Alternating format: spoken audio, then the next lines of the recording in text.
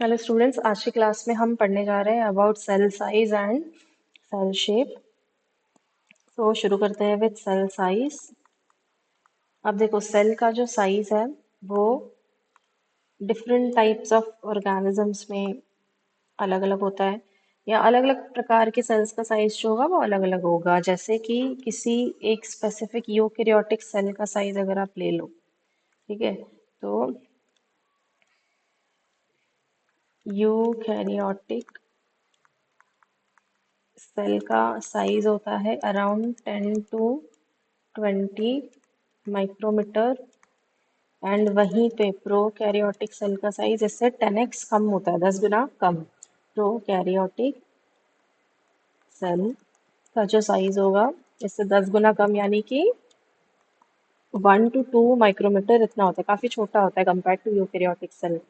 ठीक है, अगर हम देखा जाए ऐसे ओवरऑल पूरे अर्थ पे जो सबसे स्मॉलेस्ट सेल है वो है smallest cell on the planet. ठीक है, सबसे स्मॉलेस्ट सेल होता है माइकोप्लाज्मा। माइकोप्लाज्मा जिसे हम पीपीएलओ भी कहते हैं, प्लूरो निमोनिया लाइक ऑर्गेनिजम्स।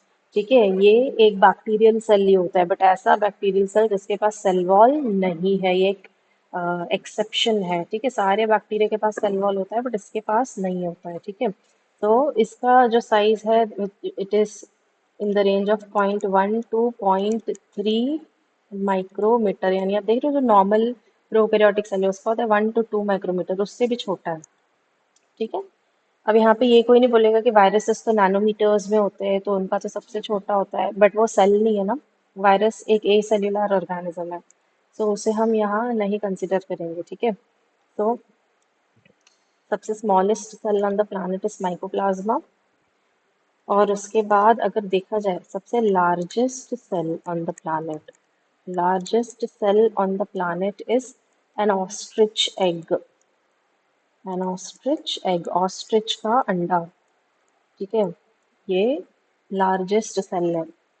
और अगर लॉन्गेस्ट सेल की बात हो, लेंथ में सबसे ज्यादा, तो longest cell on the planet is nerve cells of whale, यानी कि न्यूरॉन ऑफ व्हेल। व्हेल का नर्व फाइबर, न्यूरॉन या नर्व सेल कुछ भी कह सकते हो। ठीक है, इसका साइज होता है in the range of 10 to 30 metres. Yes, 10 to 30 metre इतना इसका साइज होता है, तो ये काफी बड़ा है। ठीक है, सबसे लॉन्गेस्ट सेल है।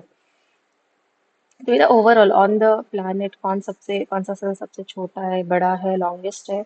अगर हम सिर्फ ह्यूमन बॉडी की बात करते हैं कि ह्यूमंस के अंदर यानी हमारे पास, ठीक है, हमारे बॉडी में सबसे छोटा, बड़ा और लॉन्गेस्ट सेल कौन सा है with in the human body.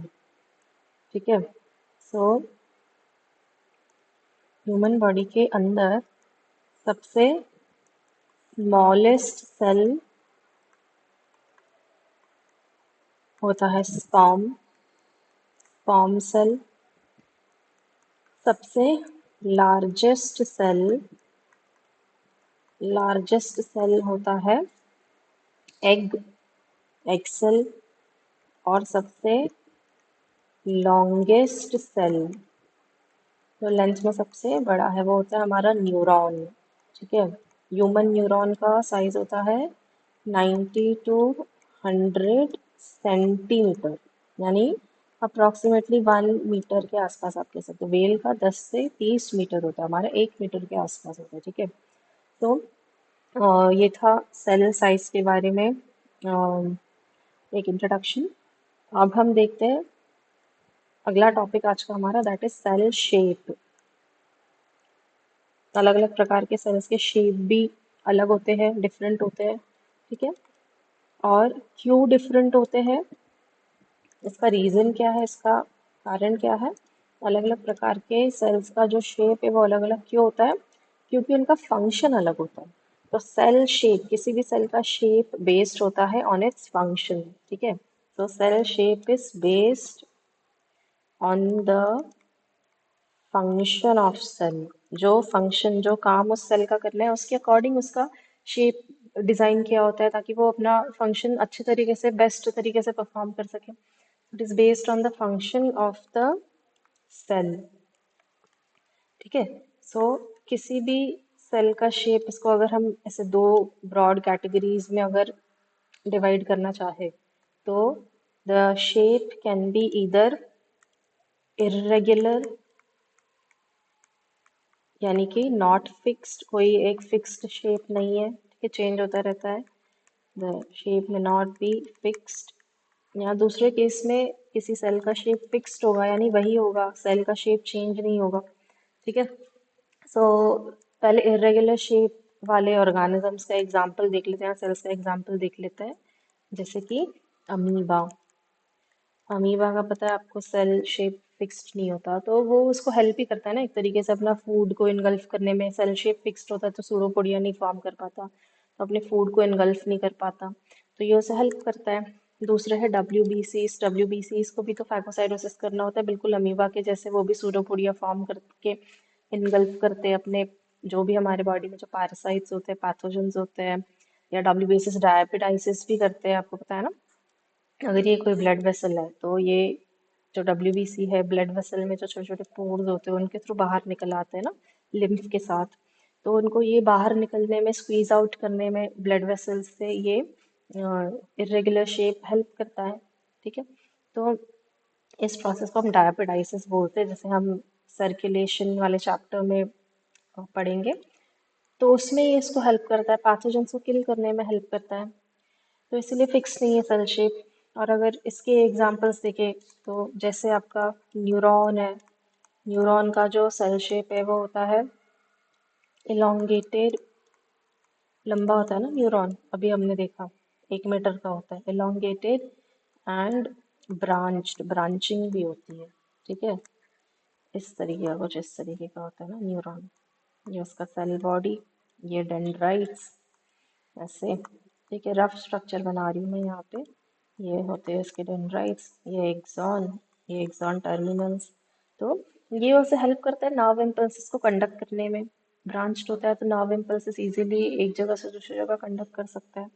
उसके बाद दूसरा एग्जाम्पल होगा, जैसे कि रॉड लाइक शेप होता है कुछ सेल्स का, रॉड लाइक, जैसे कि आपका कॉलमनार एपिथेलियम, कॉलमनार एपिथेलियम, ऐसे कॉलम लाइक सेल्स होते हैं, तो ये इनको हेल्प करते हैं क्योंकि मोस्टली कॉलमनार एपिथेलियम जो होता है वो एंडोक्राइन होता है, मतलब this is also modified to form endocrine glands, तो हॉर्मोन्स को प्रोड्यूस करने में एंड सेक्रीट करने में ज़्यादा स्पेस चाहिए इन सब चीज़ों के लिए, तो इसीलिए लंबे लंबे सेल्स होते हैं columnar rod like.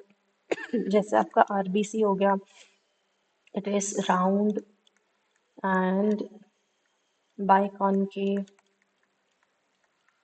Round and biconcave RBCs। तो ये उनको हेल्प करता है ऑक्सीजन इजीली कंडक्ट करने में, ऑक्सीजन कंडक्शन के लिए ज़्यादा स्पेस होता है और ब्लड वेसल से इजीली पास भी हो जाते हैं, फ्रिक्शन कम होता है, राउंड शेप के कारण फ्रिक्शन कम फेस करते हैं ये, तो ब्लड वेसल्स में से इजीली पास हो सकते हैं, क्लटर नहीं होते। तो ये शेप उन्हें हेल्प ही करता है अपना फंक्शन अच्छे से परफॉर्म करने के लिए। सो फंक्शन पर डिपेंड होता है कि सेल का शेप जो है वो कैसे होगा, फंक्शन के अकॉर्डिंग उसका शेप डिसाइड होता है। ठीक है। तो आज की क्लास